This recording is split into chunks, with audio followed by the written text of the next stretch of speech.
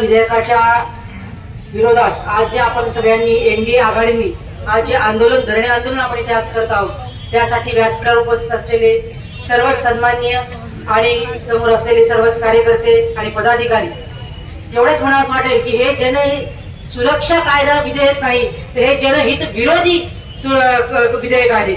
आपण बघतोय की विरोधी पक्षाचा आवाज दाबण्याचा त्यांनी जेव्हा जेव्हा प्रयत्न केला तेव्हा तेव्हा असे वेगवेगळ्या प्रकारचे विधेयक आणणं असेल किंवा विरोधी पक्षाचा आवाज दाबण्याचा प्रयत्न त्यांनी केलेला आहे. पण निश्चितच या परभणी शहरात जेव्हा जेव्हा आंदोलनं झाली आणि त्या आंदोलनाची सुरुवात झाली, त्या आंदोलनाला यश हे निश्चित मिळालं आहे. आणि आज जन सुरक्षा विधेयकाच्या विरोधात या आंदोलनाची पहिली सुरुवात आपल्या परभणीमधून होत आहे आणि निश्चित आपल्या या लढ्याला यश मिळाल्याशिवाय राहणार नाही एवढं या निमित्ताने सांगेन. किती जरी यांनी प्रयत्न केला तरी एकजुटीने आणि एकत्र येऊन दिलेल्या लढ्याला यश हे मिळतच आणि आपल्याला हे यश मिळवून दाखवायचं आहे. वेगवेगळ्या पद्धती आज या धरणे आंदोलनाच्या माध्यमातून या आंदोलनाची आज सुरुवात आपल्या परभणीतून जरी होत असेल तरी वेगवेगळ्या माध्यमातून आणि वेगवेगळ्या प्रकारची आंदोलनं करून जोपर्यंत हे विधेयक रद्द होत नाही तोपर्यंत हे आंदोलन चालूच राहील. आणि या आंदोलनाला आमच्या उद्धव बाळासाहेब ठाकरे गटाच्या माध्यमातून आम्ही पाठिंबा जाहीर करतो एवढंच या निमित्ताने सांगेन. जय हिंद, जय महाराष्ट्र.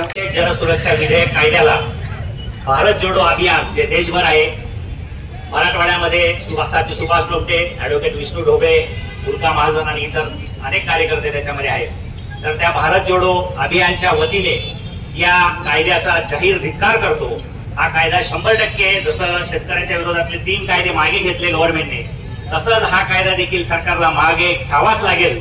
आणि आपला जनरेटा जो आहे, जे आज काल श्रीलंकेमध्ये झालं, बांगलादेशमध्ये झालं, नेपाळमध्ये आज होतंय, तेच भारतात जर कधी या सरकारला करायचं असेल किंवा हे टाळायचं असेल त्या देशांसारखं, तर निश्चित हा कायदा सरकारला मागे घ्यावा लागेल. या कायद्याचा जाहीर विरोध करतो आणि या ठिकाणी या कायद्याच्या विरोधामध्ये जे काही जन आंदोलन होतील त्याच्यामध्ये भारत जोडो अभियान देश पातळीवर आणि राज्य पातळीवर सहभागी होईल. धन्यवाद. थँक्यू. औज़ु बिल्लाहि मिनश शैतानिर रजीम. बिस्मिल्लाहिर रहमानिर रहीम. इस मंच पर तशरीफ फरमा सभी वरिष्ठ पदाधिकारी, सभी पक्ष के कार्यकर्ते, सभी धर्म के नुमाइंदे और यहाँ पे हमारे सामने जो जमे हुए हैं, इस भारतीय जनता पार्टी ने जो कायदा लेके आया, जिसको आजादी से जीने का हक नहीं दिया जाएगा, किसी को आंदोलन का हक नहीं दिया जाएगा, कोई रोड पे उतर के आंदोलन नहीं कर पाएगा, कोई ठिया आंदोलन नहीं करेगा, कोई रास्ता जाम नहीं करेगा, क्योंकि जनता की आवाज को सरकार पूरी तरह से दबाना चाहती है. भाइयों, आपने पिछले कई साल से देखा होगा कि जैसे मॉब लिंचिंग हुआ, मुसलमान पीटे गए, उसके बाद में गोरक्षण का मामला आया, मुसलमान पीटे गए, किसी ने कुछ नहीं कहा, सब खामोश बैठे. लेकिन जितना जुल्म मुसलमान पे हुआ उतनी ही ताकत में मुसलमान सभी पार्टियों के साथ में खड़े रहे, जो आज भी नजर आ रहे हैं. हम सोए हुए शेर है, हमको जगाने की कोशिश मत करो भाजपाइयों, क्योंकि अगर हम जाग जाएंगे तो तुम्हारे इरादों को फाड़ के रख देंगे. मेरे भाइयों, आपने देखा होगा, चाहे पंजाब हो या मुंबई का मराठा आंदोलन हो, हम सभी जाति धर्म के लोगों ने उसको बड़े अच्छे पैमाने से लेकर हर धर्म के लोगों की कभी भी मदद की है. इसका नाम है इस्लाम. क्योंकि एक लड़वैया कौम है और वो कौम आज भी आपके साथ में हर वक्त खड़ी है, चाहे जन आंदोलन हो या हमारे भारत के ऊपर आने वाले कोई भी आंच हो. ये मुस्लिम समाज और यहाँ का राष्ट्र प्रेम और ये हमारी एकता कभी भी हमारे भारत की गरिमा को गिरने नहीं दी. आज मेरे को यहाँ पे भाषण करने का मौका दिया, इसलिए मैं सभी मान्यवरों का धन्यवाद करता हूँ. जय हिंद, जय महाराष्ट्र. और राष्ट्रवादी कांग्रेस पार्टी शरद चंद्र पवार साहब का पूरा समर्थन आपको रहेगा. खुदा हाफिज. जय हिंद. मैं स्टेज पर मौजूद सभी मान्यवर का और यहाँ पर सभी जनता का शुक्रिया अदा करता हूँ कि वो इस प्रोग्राम में आए. जैसे कि ये जो कानून लाया जा रहा है, ये जनता विरोधी कानून है और भारतीय जनता के फेवर वाला कानून है। भारतीय जनता पार्टी ये चाहती है कि मुल्क में इनके विरोध में कोई पार्टी ना आए, इनके विरोध में कोई मीडिया आवाज न उठा पाए, इनके विरोध में कोई आंदोलन न हो पाए, इनके विरोध में कोई राइटर लिख न पाए। ये चाहते हैं कि one nation one election, one nation one party no election वाली यहाँ पर सरकार बने। ये चाहते हैं कि भारतीय जनता पार्टी के अलावा यहाँ पर कोई दूसरी पार्टी हुकूमत न कर पाए। इनके इरादों को, इनके जो नए जो कानून चला रहे हैं, इनका विरोध कोई न कर पाए। हम लोगों को, भारत की जनता को इस कानून का पुरजोर मुकाबला करना चाहिए और भारतीय जनता पार्टी को इसकी औकात हमको दिखाना चाहिए। जब भी इंडिया के अंदर ऐसे कानून बने, रोलेट एक्ट आया अंग्रेजों के जमाने में, यह कानून भी जनता की आवाज को दबाने के लिए बनाया गया था। उसके बाद भी ऐसे कई कानून आए, कोर्ट आया, टाटा आया, सभी कानून जनता की आवाज को दबाने के लिए आए। यह कानून भी यही चाहता है। हम चाहते हैं कि इसका पुरजोर विरोध किया जाए और इसे खत्म किया जाए। Thank you. आदरणीय व्यासपीठ आणि आजच्या कार्यक्रमासाठी जमलेले सर्व माझ्या भावांनी निर्मातावरनी, जे आज भारतीय जनता पक्षाच्या सरकारनं जे महाराष्ट्रामध्ये किंवा आपल्या संबंध याच्यामध्ये हा जनसुरक्षा कायदा जो आणलेला आहे, तर नाव जरी कोणाचं असलं तरी हा जनतेच्या सुरक्षेचा कायदा नाही, तर जनतेच्या सुरक्षेसाठी, जनतेच्या प्रश्नासाठी जे भांडणारे आहेत त्यांना आतमध्ये टाकण्यासाठीचा मित्र कायदा आहे. म्हणून हा कायदा कोणत्याही परिस्थितीमध्ये हे आपल्याला हटवायचा आहे आणि तो हटविल्याशिवाय आपण स्वस्थ बसणार नाही. फक्त याच्या सभेच्या माध्यमातून या जे आता भारतामधलं मोदी सरकार आहे यांना एकच इशारा येईल की जे आज नेपाळमध्ये झाले हे तुम्ही विसरू नका. कारण जर नेपाळमध्ये जर ते होत असेल आणि आम्हाला जर दाबण्याचा प्रयत्न जर करीत असताल तर हा दाबण्याचा प्रयत्न तुमच्या अंगलट येणार आहे. जसा शेतकरी शेतामधली असणारी जी पळाटी आहे किंवा शेतामध्ये असणारी जी काही गवत आहे जर उपटीलं तर तितकं ते जास्त जोमानं निघत आहे. तसा पद्धत तुमची दडपशाही ही तुमच्या अंगावर आल्याची राहणार. मी खात्रीने सांगतो ही लढाई नुसती लढवायची नाही तर कोणत्याही परिस्थितीत ही आपल्याला जिंकायची आणि त्याचं जे बी करायला लागेल ते केल्याशिवाय मिळणार नाही. एवढंच बोलतो. इन्कलाब जिंदाबाद. साहेब, संविधानाच्या विरोधातला कायदा आहे. भारतीय संविधानाचा जे मूलभूत अधिकारातलं कलम आर्टिकल 19 आहे ते सांगते की या देशामध्ये प्रत्येकाला अन्यायाच्या विरोधामध्ये आवाज उठवण्याचा अधिकार आहे, मोर्चा करण्याचा अधिकार आहे, आंदोलन करण्याचा अधिकार आहे. परंतु या महाराष्ट्रामधल्या या दळभद्री भाजप सरकारने जनसुरक्षा विधेयक आणून भारतीय संविधानाचा अपमान केलेला आहे. म्हणून हे जे जनसुरक्षा विधेयक आहे हे जनसुरक्षा विधेयक भाजपाच्या सुरक्षेसाठी आहे. या देशामध्ये गृहमंत्री म्हणतात की आम्ही नक्षलवाद कमी करत आहोत. महाराष्ट्रातले गृहमंत्री देवेंद्र फडणवीस तेच मुख्यमंत्री आहेत, ते म्हणतात की आम्ही आता नक्षलवाद पूर्ण समाप्त केलेला आहे.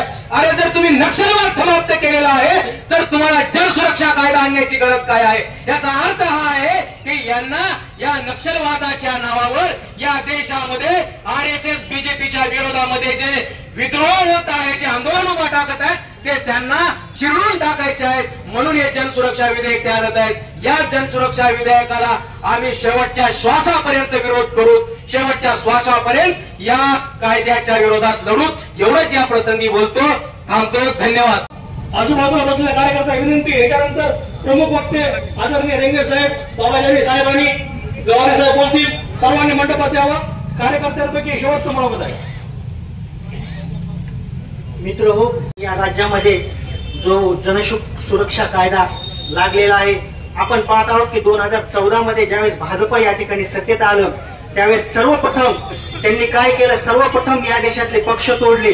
सगळ्या विरोधी पक्षाचे जे कार्यकर्ते होते यांच्यावर ईडी असेल, सीबीआय असेल, इन्कम टॅक्स असेल, पोलीस प्रशासन असेल, या सर्वांच्या माध्यमातून त्यांच्यावर फास आवडले, त्यांच्यावर भ्रष्टाचाराचे आरोप लावले आणि पुन्हा ह्याच लोकांना आपल्या पक्षात सामावून घेतलं. सुरुवातीच्या टप्प्यात आम्हाला सर्वांना वाटलं की भ्रष्टाचार, भाजपचं सरकार ते भ्रष्टाचाराच्या विरोधात आहे, पण नंतर लक्षात आलं की ते हे विरोधातले पक्ष ते तोडायला निघालेलं हे सरकार आहे. त्यांनी एवढ्यावरच थांबले नाही तर त्यांनी नंतर विरोध देशातले पक्ष सुद्धा फोडले. कधीही न अभूतपूर्व असं राष्ट्रवादी काँग्रेस असेल किंवा शिवसेना असेल या पक्षाचे सुद्धा त्यांनी तुकडे केले. आणि जो मूळ गाभा असतो लोकशाहीचा, की लोकशाही ही सत्ताधारी आणि विरोधक या दोन चाकावर चालणारा हा लोकशाहीचा हा गाडा तोडण्याचं काम भाजपनं केलं. मी आपल्याला या ठिकाणी सांगू शकतो की भारताची जनता ही जागरूक मतदार आहे. त्याचप्रमाणे त्यांना लोकशाहीचा अनुभव आहे. भारताचा आत्मा हा लोकशाही आहे. त्यामुळे जनसुरक्षा विधेयकच काय, जेव्हा जेव्हा लोकशाहीवर आणि घटनेवर हल्ला होईल तेव्हा भारतातला प्रत्येक नागरिक पेटून उठेल आणि भाजपचे हे मनसुबे आपण उधळून लावल्याशिवाय राहणार नाही. एवढंच मी थांबतो. इन्क्लाब जिंदाबाद, लाल सलाम करण्यासाठी आलेले सर्व आघाडीचे कार्यकर्ते, पदाधिकारी, बंधू आणि भगिनी झाली. माझं भाषण रिपीट होणार नाही ते मुद्दा याची मी काळजी घेणार. आपण सर्वजण या कायद्याला विरोध करण्याचं एक मोठं आंदोलन एका जिल्ह्यात नाही तर संपूर्ण महाराष्ट्रामध्ये हे आंदोलनात उभारलेलं आहे. एकाच वेळेला एकाच दिवशी हे संपूर्ण महाराष्ट्रामध्ये, तालुक्यामध्ये आणि जिल्ह्यामध्ये आंदोलन सुरू झालेलं आहे. आणि आज जरी आंदोलन सुरू झालं असलं तरी हे आंदोलन जोपर्यंत आपल्याला न्याय मिळणार नाही तोपर्यंत हे आंदोलन थांबणार नाही. हा आघाडीचा आणि इंडिया आघाडीचा सर्वांचा हा निर्धार आहे. बंधूंनो, आपल्याला माहित असेल या देशामध्ये 3 कृषी कायदे केले होते. या कायद्याच्या विरुद्ध मोठं आंदोलन दिल्लीच्या सीमेवर झालं. या आंदोलनात शेवटी सरकारला आणि या आंदोलनासाठी माननीय राहुलजी गांधी आणि इंडिया आघाडीच्या सर्व नेत्यांनी संपूर्ण देश पेटवला. आणि ज्यावेळेस सरकारच्या लक्षात आलं की आता हे कायदे रद्द केल्याशिवाय पर्याय नाही आणि ते कायदे रद्द झाले. आज तीच परिस्थिती आज झालेली आहे. खरं म्हणजे कायदा जो असतो तो कायदा जनहिताचा असला पाहिजे. कारण कुठलाही कायदा जनतेला फायद्याचा असला पाहिजे. परंतु हे सरकार जनतेच्या फायद्याच्या ऐवजी जनतेचं नुकसान कसं होईल असे कायदे करण्याचा या सरकारनं चंग मानलेला आहे. आणि त्याचाच भाग म्हणून हा जे विधेयक का जे जनसुरक्षा विधेयक ते पास झालेलं आहे. खरं म्हणजे हा कायदा जर सभागृहामध्ये विरोधी पक्षाची आपल्या ताकद असती तर हे सभागृहामध्ये बिल पास झालं नसतं. परंतु बांधवांनो, आपण कुठेतरी चुकलो. आपण सभागृहामध्ये हे नेहमी असलं पाहिजे. सभागृहामध्ये विरोधी पक्ष तेवढा तोडामोडा असला पाहिजे. जेवढा सत्ताधारी आहे तेवढंच ताकद विरोधी पक्ष असली पाहिजे. परंतु दुर्दैवानं या ईव्हीएमच्या माध्यम करण्यामुळं किंवा कुठल्या कारणामुळं या ठिकाणी प्रचंड बहुमत मिळालं आणि बहुमताच्या जोरावर जनतेचा आवाज दाबण्याचं काम हे कालच्या विधानसभेमध्ये झालं. म्हणून हा कायदा पास झाला. आता हा कायद्यामध्ये आहे काय? या कायद्यामध्ये मी काही जास्त मुद्दे सांगणार, 2 मुद्दे सांगणार सर्वात महत्वाचे. या कायद्यामध्ये सर्वात महत्वाचं आहे की कुठलीही संघटना की बेकायदेशीर संघटनेनं हे आंदोलन करू नये. सरकारच्या विरुद्ध किंवा कुठल्याही विषयावर सगळ्यांनी एकत्रित येऊ नये. आणि हे बघा, आता संघटन हे कायदेशीर आहे का बेकायदेशीर आहे हे ठरवण्याचा अधिकार कोणाला? सरकारला. आणि हे सरकारनं ठरवायचं की ही संघटना कायदेशीर आहे का बेकायदेशीर आहे. पण त्याचा अपील कोणाकडे आहे? त्यांनी नेमलेल्या ऍडव्हायझरी बोर्डाकडे. त्याच्या ऍडव्हायझरी बोर्डाने कन्फर्म केलं. ऍडव्हायझरी बोर्ड कोणाचं आहे? ते सरकारने नेमलेला चेअरपर्सन, अध्यक्ष, ऍडव्हायझरी सरकारचाच. सदस्य कोण आहेत? सरकार नेमलेले सरकारने. म्हणजे ज्या माणसाला एखाद्या गोष्टीचा ऑर्डर एक आदेश दिला त्या आदेशाच्या विरुद्ध त्याच माणसाच्या विरुद्ध आपल्याला न्याय मिळेल का? जर सरकारनं हा आदेश आपल्याकडे काढला की इलिगल संघटना आहे, हे बेकायदेशीर संघटना आहे, तर त्या सरकारकडून आपल्याला त्यांनीच नेमलेल्या माणसाकडून आपल्याला कुठलाही न्याय मिळणार नाही. याच्यामध्ये कुठल्याही प्रकारे कोर्टाने अधिकार दिला नाही. इतकंच काय, तर एखाद्या या संघटनेला मदत करणारा माणूस किंवा संघटनेचं ऑफिस किंवा संघटनेचे सदस्य या लोकांवर त्यांना जर चुकीचं काही जर झालं तर 3 लाख रुपये दंड आणि 3 वर्षाची सजा आहे. म्हणजे इतका कठोर कायदा, काळा कायदा. खरं म्हणजे कायद्याची गरज नाही. दुसरं, या ठिकाणी कुठल्याही प्रकारचं एकदा गव्हर्नमेंटने निर्णय घेतला तर कुठल्याही कोर्टाला त्या निर्णयाच्या विरुद्ध जाण्याचा, कुठल्याही कोर्टात सुनवाई घेण्याचा अधिकार नाही. हा अत्यंत दुर्दैवी कायदा आहे, अत्यंत आपल्या लोकांचं नुकसान करणारा कायदा आहे. त्यामुळं आपल्या जनतेला ही एक प्रकारची हुकुमशाही, या कायद्याच्या माध्यमातून हुकुमशाही आपल्या जनतेवर लागलेली आहे. आणि म्हणून जो हुकुमशाही कायदा या ठिकाणी निर्माण झाला, हा कायदा आपल्याला कृषी कायद्याचे रद्द झाले तसा हा कायदा रद्द झाला पाहिजे. याचं एक जर कलम वाचलं तर ह्या कायद्यानं आज शेतकऱ्याचं, सर्वसामान्य माणसाचं किंवा विरोधी पक्षाचं, तो सत्ताधारी आहे त्याला काही परिणाम होत नाही. सत्ताधाऱ्याला कुठं संघटन करायची गरज नाही, सत्ताधाऱ्याला कुठला मोर्चा करायची गरज नाही. परंतु विरोधी पक्षाला जोपर्यंत कुठला जर चुकीचा निर्णय झाला तर त्या चुकीच्या निर्णयाच्या विरुद्ध आंदोलन केल्याशिवाय त्याला न्याय मिळत नाही. परंतु या कायद्याच्या तरतुदी केलेल्या आहेत, त्या तरतुदीमुळे आंदोलन जरी आपण केलं तरी आपल्याला न्याय मिळणार नाही, उलट आपल्याला सजा व्हावं लागणार आहे, उद्या आपल्याला दंड सहन करावा लागणार आहे. जाचा कायदा म्हणजे ब्रिटिशांनी जर असा कायदा केला असता तर कदाचित या देशाला स्वातंत्र्य मिळालं असतं. ब्रिटिश सगळे आतापर्यंत कायदे ब्रिटिश कायद्याकडून देश आतापर्यंत चालला. ब्रिटिश काळात जर हा कायदा झाला असता तर आपल्या देशाला आजपर्यंत स्वातंत्र्य मिळालं नसतं. आणि म्हणून मी आपल्याला सांगतो की जरी आपल्या बरोबर हे जनसुरक्षा विधेयक असलं तरी जनसुरक्षा विधेयक नाही, जनसुरक्षेचा, जनतेचा गरज आपल्याचं हे विधेयक आहे. आणि म्हणून मी आपल्या सर्वांच्या साक्षीनं या विधेयकाची होळी करतो माझ्या हातात आहे. आणि हा सरकारचा आणि या बिलाचा मी जाहीर निषेध करतो. आणि यापुढे सरकारला जाहीर सांगतो की कुठल्याही परिस्थितीमध्ये हे बिल जर रद्द नाही झालं तर आम्ही गेलो तरी चालेल, आम्ही आमच्या किती खंड काय करायचं करा, परंतु जोपर्यंत हे बिल रद्द होणार नाही तोपर्यंत आम्ही थांबणार नाही. हा निश्चय, हा संकल्प या ठिकाणी आपल्या सर्वांच्या साक्षीनं सर्व पक्षांनी नेत्यांनी करावा आणि त्यासाठी आपण सज्ज राहावं. दुसरं एक महत्वाचा एक विषय सांगायचा आहे या विधेयकाच्या मागचा, ते म्हणजे आपल्या शेतकऱ्याचा महत्वाचा प्रश्न बंधूंनो. आता कापसाला मोठं फुटायला सुरुवात झालेली आहे. तर या सरकारनं या जी काही इम्पोर्ट ड्युटी होती ही इम्पोर्ट ड्युटी रद्द करून 0 इम्पोर्ट ड्युटी केली आहे. म्हणजे या भारत देशामध्ये बाहेरच्या देशाला कापूस आयात करण्यासाठी जी उद्योजकाला फार मोठी संधी या सरकारने निर्माण करून दिली. त्यामुळे या ठिकाणच्या शेतकऱ्यांना उद्या जर कापूस आला तर हा कापूस हमी भावाला कोणी घेणार नाही, व्यापारी तर घेणारच नाही. आणि सीसीआयनं आपल्याला हमी दिली, परंतु सीसीआयनं सुद्धा जाचकाठी घडल्या. 1 तारखेपासून 30 तारखेपर्यंत जे त्या किसान ऍपवर नोंदणी करतील त्याचाच कापूस घेतला जाईल. सगळ्या शेतकऱ्याला माहित नाही, गरीब शेतकऱ्याला माहित नाही आणि शेतकऱ्याला कापूस ठेवायला जागा नाही. आणि वस्तू काही बेभाव लोकांना उद्या व्यापाऱ्याला शेतकऱ्याला विकावं लागणार आहे. आणि म्हणून ही इम्पोर्ट ड्युटी सुद्धा हा आंदोलन आपण विधेयकासाठी केलं. उद्याचं आंदोलन आपल्याला शेतकऱ्याची या केंद्र सरकारने जी इम्पोर्ट ड्युटी 0 केली त्या इम्पोर्ट ड्युटीच्या विरुद्ध आपल्याला आंदोलन करावं लागणार आहे आणि शेतकऱ्याला न्याय मिळवून द्यावं लागणार आहे. तर यासाठी आपण आपल्या सर्वांची, सर्व राजकीय पक्षाची, सरकार विरोधातल्या सर्व इंडिया आघाडीच्या सर्व घटक पक्षाची सर्वांची सामूहिक जबाबदारी आहे जनतेला न्याय मिळवून देण्याची. ती आपण न्याय मिळवून अशी लढाई लढू हा संकल्प या ठिकाणी करतो आणि थांबतो. जय हिंद, जय महाराष्ट्र. जनसुरक्षा कायदा विरोधाच्या निमित्ताने जमलेल्या आपल्या महाविकास आघाडी पक्ष तसेच घटक पक्षाचे सर्व नेते पदाधिकारी, मी इथे भाषण किंवा काही करणार नाहीये, फक्त अनुमोदन द्यायसाठी उभे राहिले.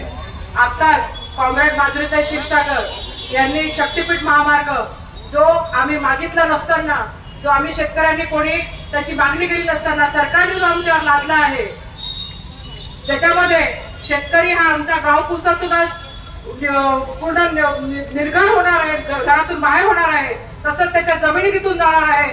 एवढंच नाही तर 70-80 फूट खोल काही जमीन असलेला शेतकरी आज तिथून भूमीहून होणार आहे. तो बंधूंनो, आपल्याला शक्तीपीठासाठी लढा तीव्र करायचा आहे, तसेच जनसुरक्षा कायद्याच्या विरोधात सुद्धा आपल्याला एकजुटीने लढायचं आहे. आताच माधुरीताई क्षीरसागर यांनी जे आपल्यासोबत ठराव मांडला कॉम्रेड अजय बुरांडे यांच्या अटकेनिमित्त, त्या ठरावाला मी राष्ट्रवादी काँग्रेस पक्ष शरदचंद्र पवार गटातर्फे सोनाली देशमुख अनुमोदन देते. माझ्या बांधवांनो, खरंच आज हे आपल्या नागरिकावर खूप मोठं संकट आहे. एक साहेब याचा पहिला फटका आणि ताजं उदाहरण जर पाहायचं जर झालं या काळ्या कायद्याचं, तर आज शक्तीपीठ महामार्ग होत आहे साहेब. आमची टीम सतीशराव, आम्ही गरुड मामा, असे परभणी जिल्ह्यातली पूर्ण 12 जिल्ह्यातली टीम काम करते या शक्तीपीठच्या विरोधात. आणि हे असे महामार्ग रेटून न्यायचे, मग हे असे रेटून न्यायसाठी कोण आवाज उठेला नाही पाहिजे. आज हे महामार्ग रेटत आहेत, उद्या भविष्यात रेल्वे असे प्रायव्हेट कंपन्याला देतील आणखी अनेक प्रोजेक्ट हे कायदे आणण्यामागे शासनाचं हेच एक धोरण आहे की या भारताची लोकशाही ही सगळी काही किंवा आपली भारतावर राज्य जसं इंग्रजांना हळूहळू पाय पसरले तसे अदानी अंबानी ह्या सगळ्या लोकांसाठी हे शासन जागा करून देणार आहे आणि हे वेळेस आपल्या सगळ्या नागरिकांना रोखावं लागणार आहे. कारण आपल्याला जे झोपीत राहायची सवय आहे ही झोपीत राहायची सवय एक दिवस आपल्या मनगुटावर बसती. इंग्रज काळामध्ये त्यावेळेस इंग्रज सरकारचे इंग्रजीचे लोक आले इंग्लंडचे, हे फक्त व्यापारी म्हणून आले आणि शेवटी आपल्या बोकांडीवर बसले. आज ओके सर, मी एक थोडक्यात सांगतो की या अशा काळ्या कायद्याला आपण एक शक्य असं काहीच नाही. दिल्लीमध्ये काळे कायदे 3 नागरिकांना मागे घ्यायला लावले, तसा आता आपण याला तीव्र विरोध करा. कोणत्याही परिस्थितीचे काळे कायदे होऊ दे नका आणि ही जिम्मेदारी प्रत्येक नागरिकानं आणि आपण जर सगळ्यांना उठाव घेतला तर या संदर्भात आपल्याला मदत करायला साहेबांसारखे आदरणीय मंचावरचे सगळे आपल्याला मदत करतील. आज आमच्या शक्तीपीठ महामार्गाच्या आंदोलनाला कोल्हापूरचे आमदार माननीय सतेज उर्फ बंडी पाटील साहेब, राजू शेट्टी साहेब सगळे आम्हाला मदत करायचे, तसे सगळे आपल्याला मदत करतील. फक्त एक आहे, आपण कुठेतरी झोपेतून उठायला पाहिजे आणि हे उठाव कुठेतरी घेणं आवश्यक आहे. आता मला जास्त वेळ बोलता येत नाही, फक्त 2 शब्द आटपतो, वेळेची मर्यादा आठवतो. जय हिंद. आंदोलनाच्या तयारीसाठी जी सावली रेस्ट हाऊसला बैठक घेतली तिथं आपल्या जिल्ह्याचे माननीय खासदार संजयजी जाधव हे आवर्जून उपस्थित होते आणि उपराष्ट्रीय पदाची निवडणूक असतानाही ते मला म्हणले मॅडम 11 वाजता बैठक ठेवा, मी येतो. आणि त्यांनी इथं सहभागी नोंदवण्याचं त्यांनी सांगितलं. मला असं वाटतं की त्यांचं तिथलं देखील भाषण, मला असं वाटतं ते मनानं पूर्णपणे आपल्या सोबत आहेत अशा प्रकारचं त्यांचं भाषण होतं. आज ते काही कारणास्तव जिंतूरला बंजारा समाजाचं आंदोलन आहे तिथं ते गेल्यामुळे येऊ शकले नाहीत. पण मला असं वाटतं खऱ्या अर्थानं इंडिया आघाडीचे सगळे घटक पक्ष आपण एक आहोत एवढंच सांगण्यासाठी मी इथं थांबले. आज महाविकास आघाडीतर्फे धर्म आंदोलन लोकशाही विरुद्ध आंदोलन आयोजित करण्यात आलेले आहे. या महाविकास आघाडीच्या सर्व नेत्यांचे मी स्वागत करतो. काँग्रेस पक्षाचे माजी खासदार तुकाराम रेगे पाटील, काँग्रेस पक्षाचे माजी आमदार बाबाजानी दुरानी खान साहेब, परभणी शहर महानगरपालिकाचे महापौर रवींद्र सोनकांबळे, काँग्रेस पक्षाचे नेता आमचे आदरणीय राहुलजी गांधी हे रस्त्यावर उतरून काँग्रेस पक्षाचे संघर्ष करत आहे. या सर्व काँग्रेस महाविकास आघाडीचे विजय असो असा हे कार्यक्रम घेऊन चालत आहे. मी यांना विनंती करतो की आयोजन जे दिले त्यांना विनंती करतो. धन्यवाद.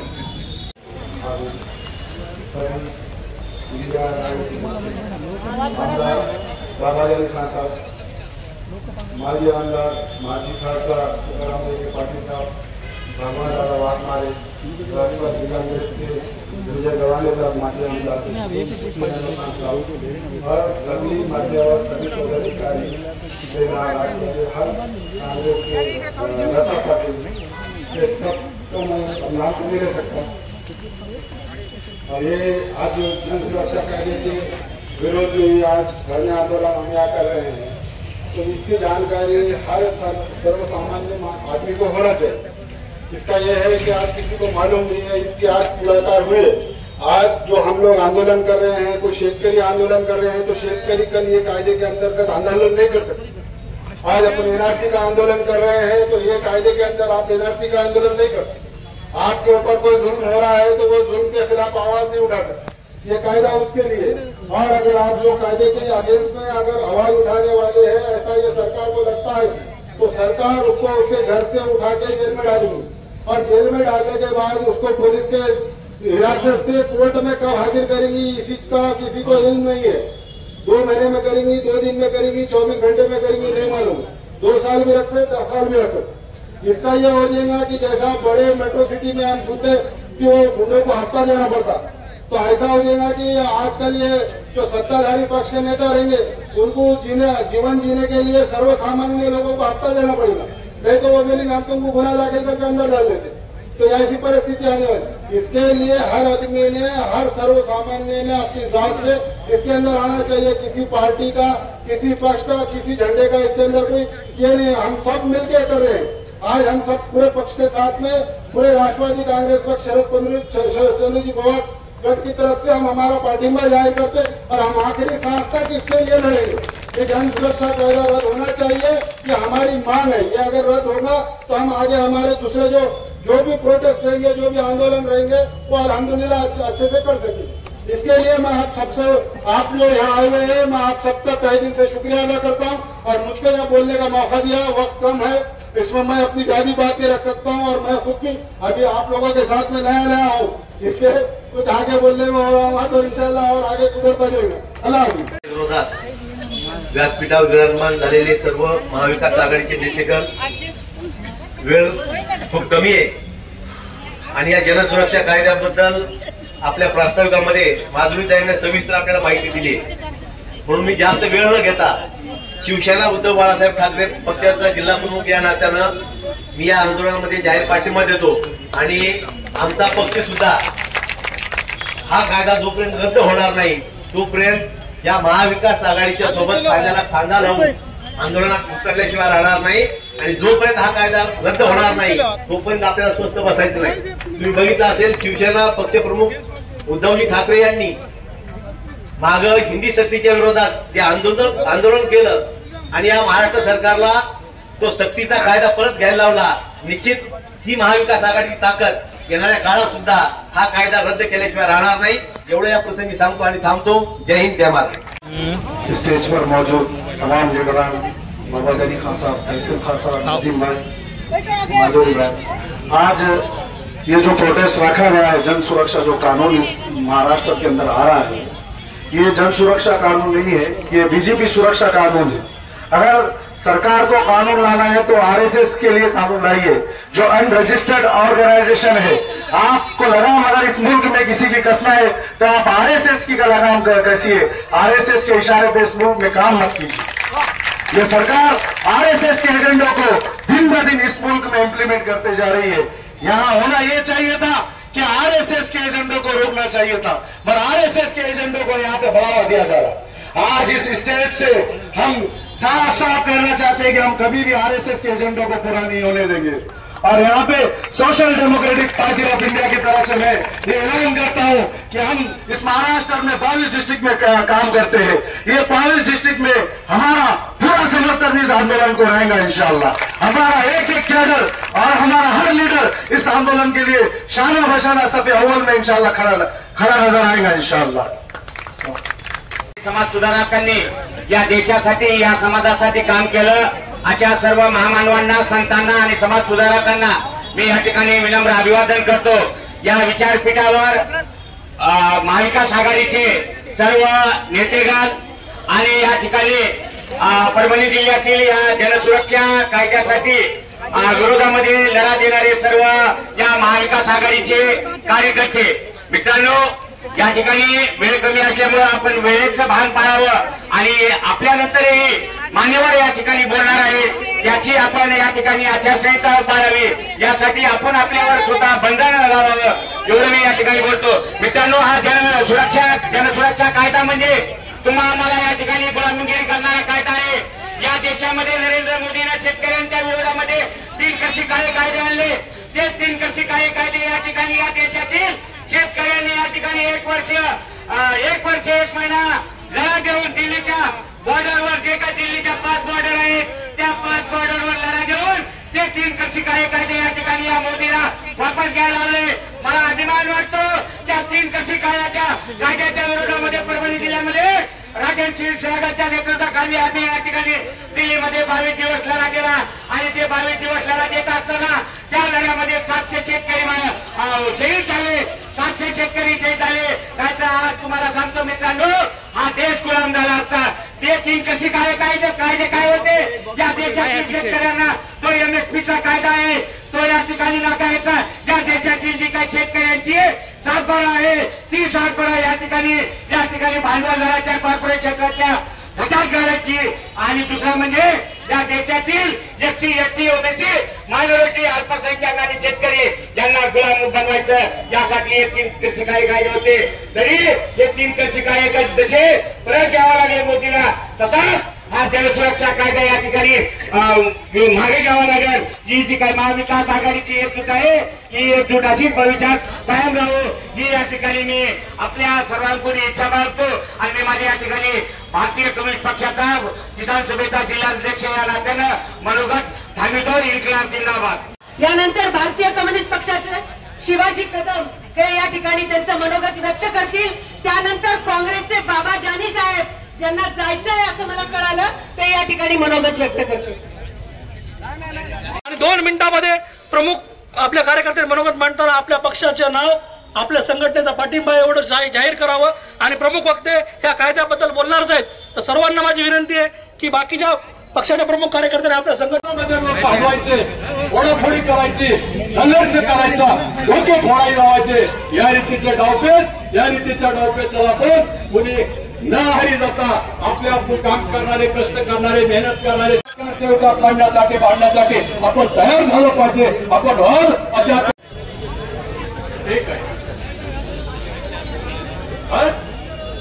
हे शेतकऱ्यांच्या संबंधातलं जे आहे तेव्हा त्याच्या रीतीने आपल्याला सगळा विचार करावा लागतो. कुठला लढ्याचाच काळ आहे, संघर्षाचा काळ आहे, संघर्ष मोडायचा म्हणून हे कायदे आहेत. तेव्हा हे शेती कंत्राटी पद्धतीनं मोठमोठ्या भांडवलदारांना, अदानी अंबानीला देण्याचं सगळं घाटतंय. पुढचे प्रश्न आहेत, लढा आहे, जनतेला लढावं लागणार आहे. आणि हे लढे मोडून काढण्यासाठी हे कायदे आहेत. तेव्हा ह्या कायद्याचा जनतेवर अन्याय होणारे, अत्याचार करणारे कायदे किती राज्यकर्त्यांनी आणले तरी ते मर्यादा जोपर्यंत आहे तोपर्यंत जनता ते कायदे पाळते. मर्यादेच्या पलीकडे गेलं तर कायदे सगळे पायदळी बुडवते. हा आतापर्यंतचा आपला सर्वांचा इतिहास. शक्तीपीठाच्या संबंधानं, सफरती मार्गाच्या संबंधानं तुला एकच मोठा सांगतो. एकदा सगळ्याला विनंती करतो की आहे त्या ठिकाणी बसून घ्या. समोर इकडे जागा आहे, थोडं पुढे या, थोडं पुढे सारखा सर्वांना बसू द्या. आपल्याला तास 1.5 तास आणि बसायचंय. सगळ्याला वेळ द्यायचा, सगळ्याला बसायचं. जरा पुढे सडक बोलून काढण्यासाठी त्यांनी हा कायदा आणलेला आहे. पण तुम्ही ध्यानात घ्या हा कायदा किती हवा, कसाही हवा. नेपाळच्या आयच्यावर आपण समजू शकतो. काही कायदे आले जनतेच्या समोर, ते कायदे काहीच असू शकत नाही. जनता ठरवलं तर सगळं मोडून टाकते. हा आपला इतिहास आहे. ब्रिटिशांना घालवण्याच्याही चळवळीमध्ये आपण ते पाहिलं. निजामाला हकलता नाही आपण ते पाहिलं. जागेवर बसावं आणि शांतपणानं आपण ऐकून घ्यावं. तेव्हा कामगार वर्गामध्ये जे काय असंतोष आहे, प्रचंड मोठ्या प्रमाणामध्ये कामगारांमध्ये असंतोष सरकारच्या धोरणाविषयी खतखतो आहे. उफाळून येण्याची शक्यता कामगारांच्या याच्यामध्ये आहे. शेतकऱ्यांच्या बाबतीमध्ये आता थोड्या प्रमाणात बोलले. शेतकऱ्यांचा कापूस 2 महिन्यानं आपला कापूस उत्पादनात झालेला कापूस बाजारात आणण्यासाठी विकायला येईल.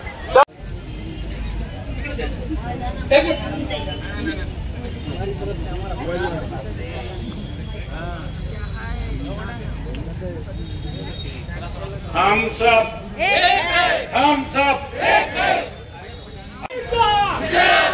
सुरक्षा कायदा रद्द झालाच पाहिजे.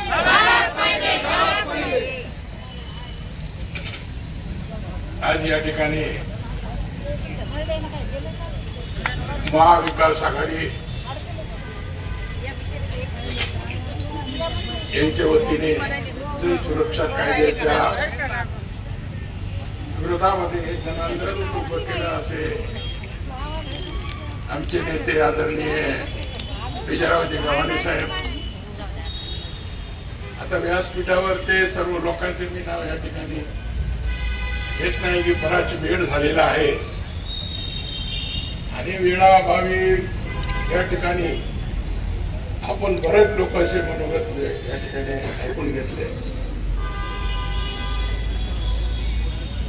राष्ट्रवादी काँग्रेस पक्ष शरदचंद्रजी पवार ते सर्व पदाधिकारी, काँग्रेस पक्षाचे सर्व सन्माननीय पदाधिकारी, शिवसेना उद्धव बाळासाहेब ठाकरे पक्षाचे सर्व पदाधिकारी, कम्युनिस्ट पक्षाचे जे के सारखे परभणी जिल्ह्यामध्ये एक जागृती निर्माण करणारे असे राजन क्षीरसागर, आमचे ताई क्षीरसागर ताई, शेतकरी कामगार पक्षाचे मला वाटतं शेतकरी कामगार पक्ष या ठिकाणी बसेल.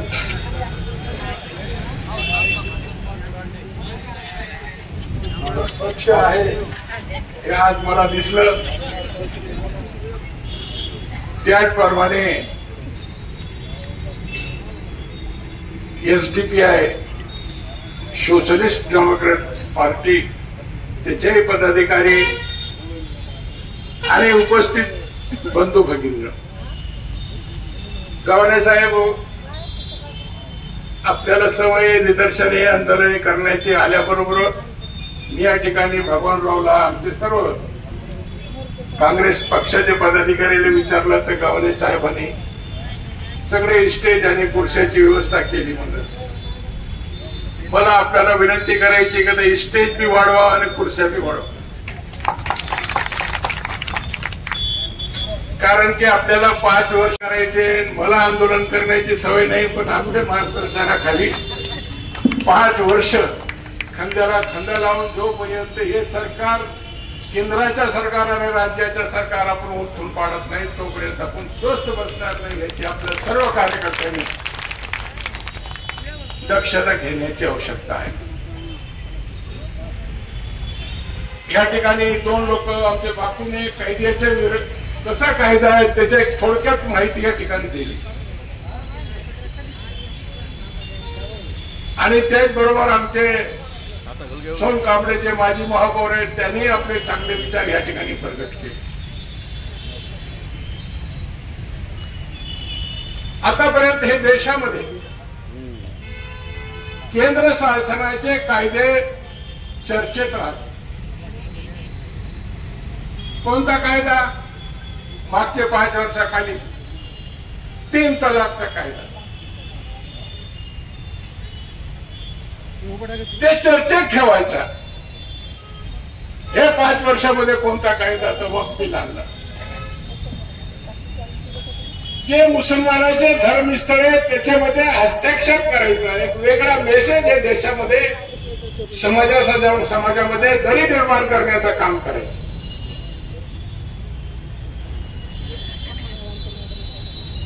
NRC सारखा कायदा आणून ते कोरोनामध्ये त्याचं आंदोलन झाला.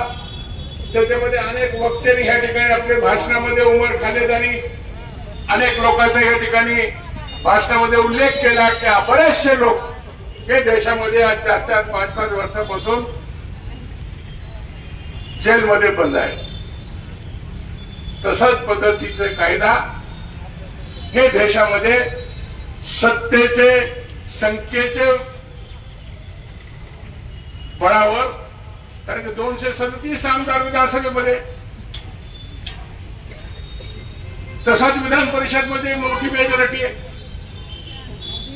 त्याच्यामध्ये कायदा आणणं आणि कायद्याची अंमलबजावणी करायला लावणं हे सरकारला सोपं आहे. पण एक गोष्ट लक्षात घ्या, त्यावेळेस जनतेचे उद्रेक होते. अनेक वक्त्यांनी या ठिकाणी आपल्या भाषणामध्ये सोनकांबळेने सांगितलं की श्रीलंकामध्ये काय झालं, बांगलादेशमध्ये काय झालं, आणि काल आपण टीव्ही मध्ये आपण पाहत होतो नेपाळमध्ये काय झालं. जनतेचा उद्रेक ज्या दिवशी येते त्या दिवशी तुम्हाला कंट्रोल करणं अवघड होतं.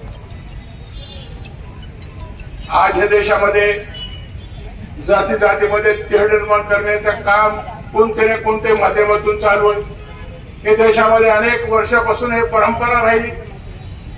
हिंदू मुस्लिम एकतेची परंपरा राहिली, सामाजिक सलोख्याची परंपरा राहिली, पण समाजामध्ये सातत्याने तेढ निर्माण करायची.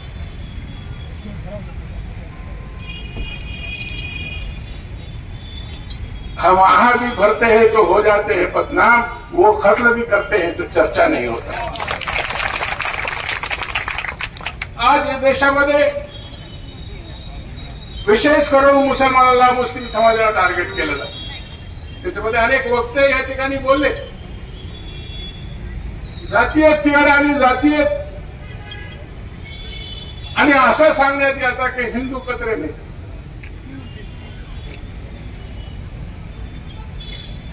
गल्ली से दिल्ली पासून हिंदूची सत्ता आहे. या देशामध्ये आता मी आपल्याला आकडेवारी सांगतो की देशामध्ये 10,000 IAS IPS अधिकारी, आजच्या घडीला सिर्फ 72 मुसलमान आहे. 10,000 मध्ये 72. किती टक्के झाले तुम्ही काढा. देश स्वतंत्र झाल्यापासून 544 खासदारांपैकी 25, 26, 27 खासदार वर मुसलमान कधी काश्मीर पासून कन्याकुमारीपर्यंत निवडून आले नाही. आज 25 खासदार. विधानसभेमध्ये 12-13 आमदारच्या वर महाराष्ट्राच्या विधानसभेमध्ये आमदार निवडून गेले नाही. विधान परिषदेमध्ये 1-2 आमदार राहतात, आता 1 आहे. मुसलमानांना ऍग्रिकल्चर लँड 6% आहे. 94 एकर जमीन हिंदूला आहे, तो 6 एकर मुसलमानाला. मला तो काही कळत नाही बाबू की परभणी जिल्ह्यामध्ये एखादा मुसलमान कलेक्टर आला असेल. तुम्हाला कळत असेल तर सांगा. एखादा SP आला असा. SP आहे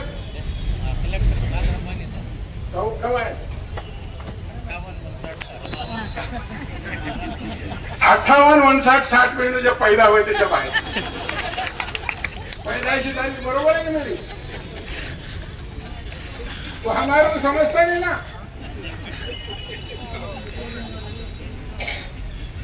माझ्या सांगायचा उद्देश एवढाच आहे की कसं राजकारण या देशामध्ये केलं जाते.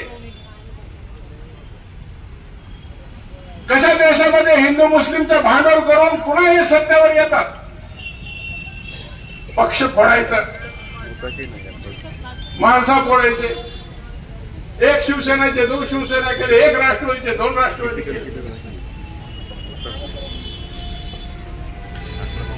हे सर्व परिस्थिती आता आपल्याला एकत्र घेऊन भविष्यामध्ये, आता तर विधानसभा लोकसभा गेले, निवडणुका पार पडले, पण आता भविष्याच्या निवडणूकमध्ये पुन्हा कोणतेही निवडणूक असेल हे जातीवादी लोकांचा बी उगू द्यायचा नाही, याची दक्षता तुम्ही आम्ही सगळे म्हणून या ठिकाणी भविष्यामध्ये घेऊ.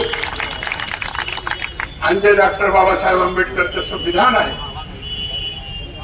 संविधाना समोर तो नाटकाने नतमस्तक व्हायचं, पण आतून त्याचं सगळं भगवाकरण करायचं हे छुपा अजेंडा हे देशामध्ये चालू आहे. याच्यासाठी सुद्धा आपल्याला जनजागृती करणं, लोकांमध्ये संदेश देणं हे काळाची गरज आहे. म्हणून मी आपल्याला बराच वेळ झालेला आहे, बरेच वेळापासून आपण बसलेले. मी क्षीरसागर ताईला विनंती करणार आहे, गव्हाणे साहेबांना विनंती करणार आहे की भविष्यामध्ये शेतकऱ्याच्या प्रश्नावर आपल्याला आंदोलन करावं लागतं, पण एवढे मार्गदर्शक ठेवू नका.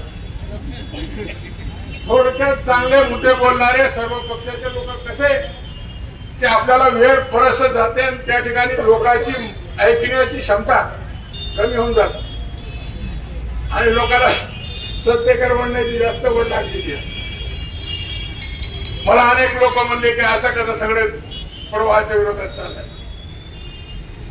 असं इथं तुम्ही काय तर तुम्हाला सांगितलं आम्ही तर कायमच प्रवाहाच्या विरोधात.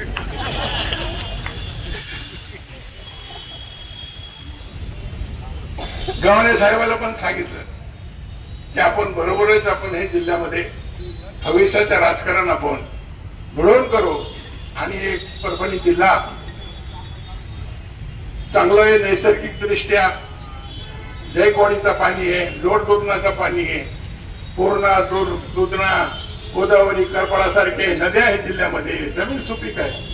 पण आताच खासदार बेरंगे साहेबांनी सांगितलं की कापसाचं शुल्क कमी केलं आणि मोठ्या प्रमाणावर कपासाची गाठी हे राज्यामध्ये देशामध्ये आयात केलं जाते आणि शेतकऱ्याला पुन्हा अजून भाव सोयाबीन असेल, कापूस असेल याच्या संदर्भामध्ये सुद्धा आपल्याला या ठिकाणी आंदोलन करावं लागणार आहे. ही गोष्ट निश्चित या निमित्ताने मी गव्हाणे साहेबाला अवगत करून सांगतो की भविष्यामध्ये आपला एकोपाचं राजकारण आपण हे जिल्ह्यामध्ये सर्व पक्ष, सर्व जाती धर्माचे लोक आपण बरोबर मिळून या सरकारच्या विरोधामध्ये आपण सातत्याने आंदोलन करून राहू. बराच वेळ झालेला आहे.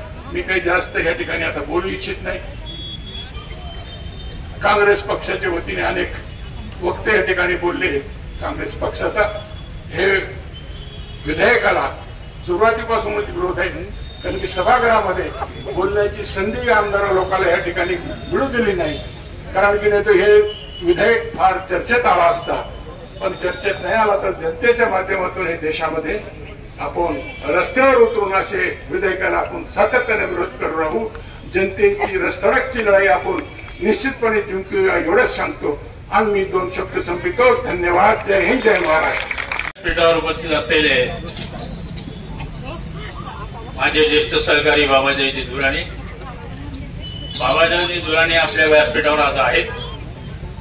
त्यांचं आपण तर्फेबाज भाषण ऐकलं, त्याच्याबद्दल मी सुरेश वटुकरचं आभार मानतो.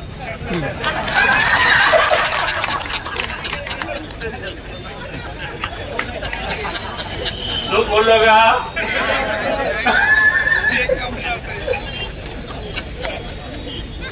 कारण मी मागे एकदा भाषण बोललो होतो की मागे आपल्याकडे एक म्हण होती की सौ चुहे खागी बिल्ली हज कुठे, आता सौ चुहे खागी बिल्ली हज भाजप मध्ये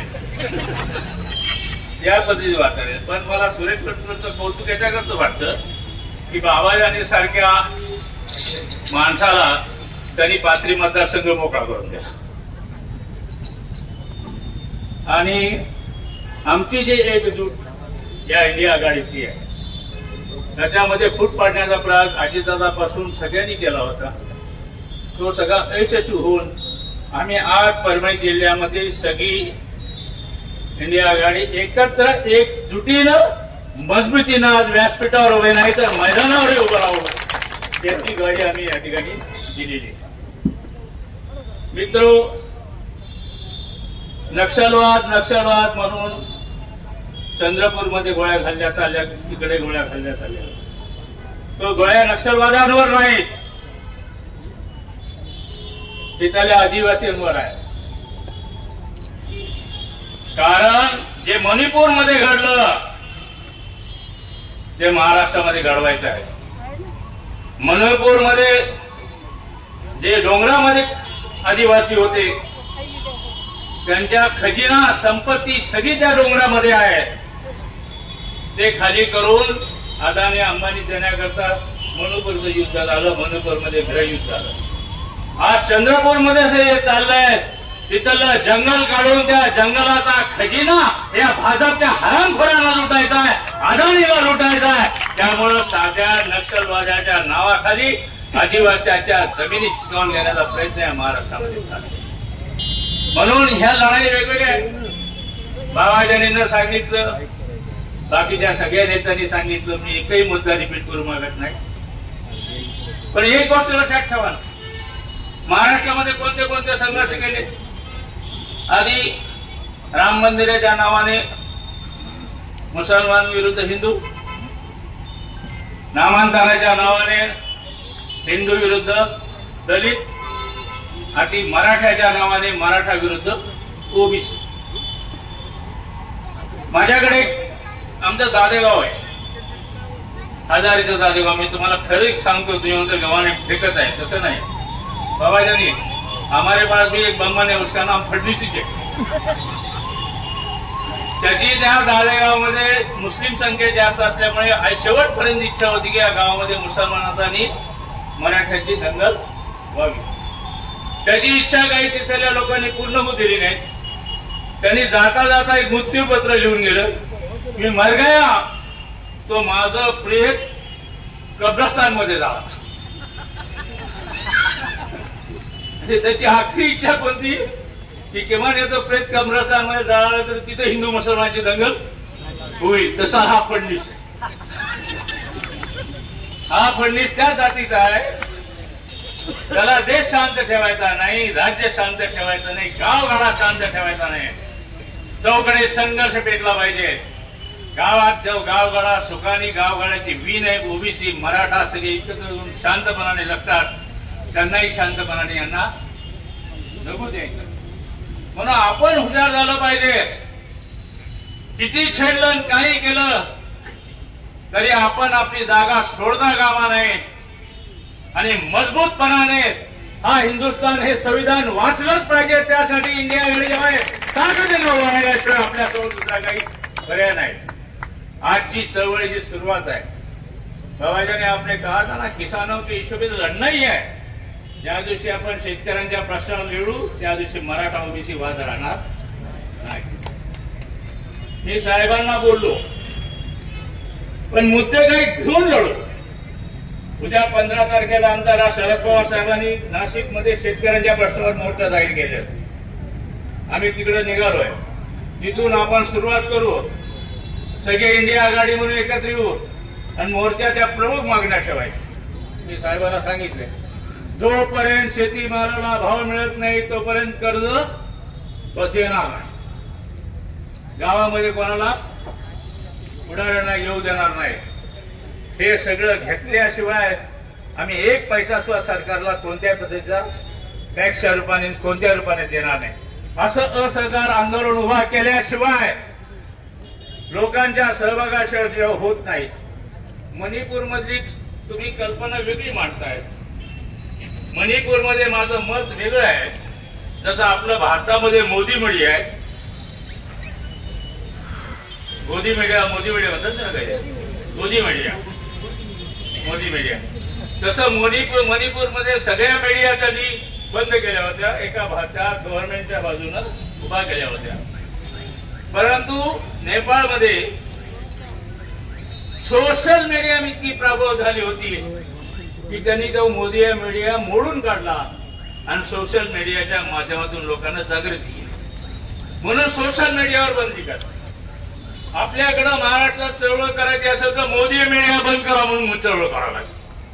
सोशल मीडियाचा विषय नाही.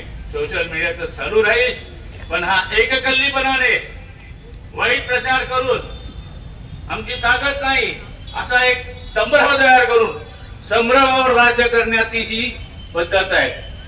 CDA पिक्चर पाहिलाय का तुम्ही? त्याच्यातलं गाणं आहे, कन्फ्युजन आहे. मुर्गी का अंडा क्या होगा, मुर्गी बनेगी तवे पे फ्राय होगा. तसं आपण तवेवर फ्राय होणारे लोक झाले. म्हणून त्याकरता ह्या संभ्रमाच्या विरुद्ध लढावं लागेल, या कन्फ्युजनच्या विरुद्ध लढावं लागेल आणि समर्थपणे सांगावं लागेल, आम्ही तत्ववादी आहोत, आम्ही विचारवादी आहोत, आंबेडकरवादी आहोत, संविधानवादी आहोत आणि हलणार नाही जागेवरून काही हो.